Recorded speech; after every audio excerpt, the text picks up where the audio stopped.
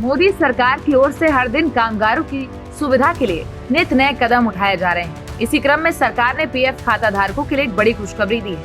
नए नियम से अब पीएफ खाता धारकों को काफी फायदा मिल सकता है।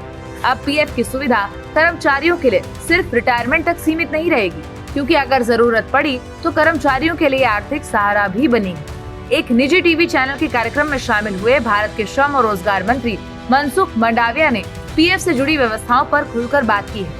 श्रम और रोजगार मंत्री ने बताया कि सरकार कर्मचारी भविष्य निधि को लेकर काफी एक्टिव है। सरकार इसे ज्यादा सरल, लचीला और जरूरत के समय काम आने वाला फंड बनाना चाहती है। इसमें पीएफ खाते से पैसे निकालने को लेकर भी अहम जानकारी दी गई है।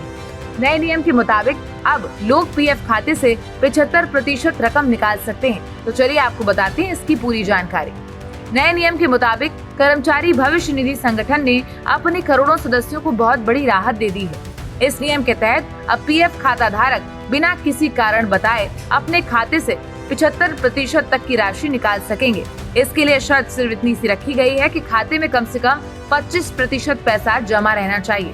सरकार की ओर से ये फैसला केंद्रीय न्यासी बोर्ड की बैठक में लिया गया है।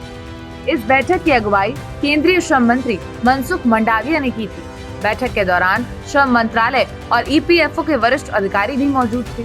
नए नियम में कर्मचारी और कंपनी दोनों के हिस्से को मिलाकर 75% तक निकासी की अनुमति दी गई। इससे नौकरी पेशा लोगों को जरूरत के समय अपने ही पैसे तक आसान पहुंच मिलेगी। साथ ही रिटायरमेंट के लिए जरूरी बचत भी सुरक्षित बनी रहेगी। अब हम नए नियम के बारे में जान चुके हैं, तो ऐसे में हमें ये भी जानना जरूरी होता है कि आखिर पहले क्या नियम थे। पहले पीएफ खाते से पैसा निकालने के लिए नियम काफी कड़े थे। पहले पूरे पैसे की निकासी सिर्फ 2 ही कंडीशन में कर सकते थे, या तो आप नौकरी से रिटायर हो गए हो या फिर नौकरी किसी कारण से चली गई।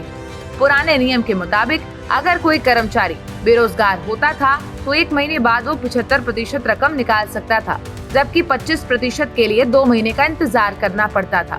रिटायरमेंट की स्थिति में पीएफ अमाउंट का पूरा पैसा एक बार में ही मिल जाता था। नए नियम ने इस प्रोसेस को बहुत ही ज्यादा आसान बना दिया है। श्रम मंत्रालय का ये कहना है कि इससे सभी ईपीएफओ सदस्यों को राहत मिलेगी। खाते में बचे 25% पर 8.25% सालाना ब्याज भी मिलती रहेगी, जिससे रिटायरमेंट की बचत भी सेफ बनी रहेगी। तो आपका इस पर क्या कहना है, हमें कमेंट बॉक्स में जरूर बताएं। देखते रहिए भारत एक्सप्रेस।